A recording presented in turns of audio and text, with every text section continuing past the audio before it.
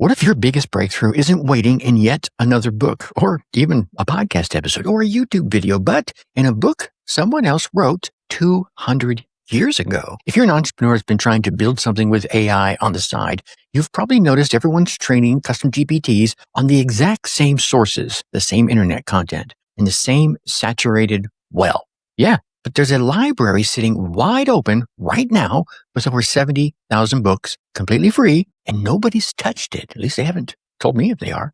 I did a recent episode that breaks this whole thing down because when I found this, I had to sit with it for a minute before I believed it could actually be legal. Here's the short version. Books published before 1930 have no copyright owner. Zero. None. That means it's legal to train AI on that content. You can package what it produces and you can sell access to it. No licensing fees, no legal team required, no permission required. Think about who actually might want this. A writer who needs period accurate dialogue. A podcaster, hey, like me maybe, that's covering true crime or conspiracy theories or history. Maybe a grad student that is buried in 19th century literature. These are the kind of people who would pay for something specific. They don't want generic AI that just guesses at stuff. They want that specificity.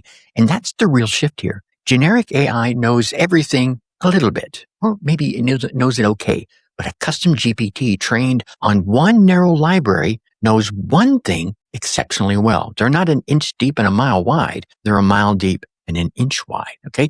And here's where it really gets interesting, because the hard part, it is not the technology. The hard part is finding that one person with that one specific problem. So you pick a narrow audience. You pull matching public domain texts from a place like the Gutenberg Library or the Internet Archive, and you train your GPT on that library that you pulled, and you write a system prompt that shapes how it talks to your exact audience.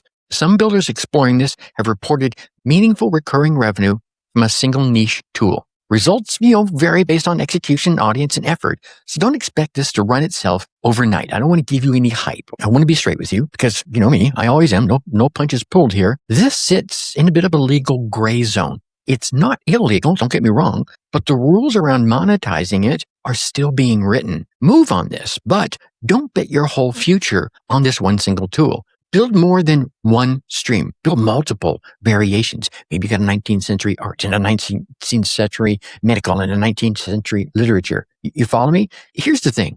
This isn't really about books. It's about timing. The entrepreneurs who move first on things like this are the ones who own this space before the whole crowd shows up and then prices them out of the market. The next wave of profitable GPTs won't win or lose because they're smarter. They'll win or lose because they're more specialized. I laid out the entire 4-step process, the specific tools, and the exact niches and verticals that work in the full episode. That link's down in the description. Go ahead and get that full strategy right now.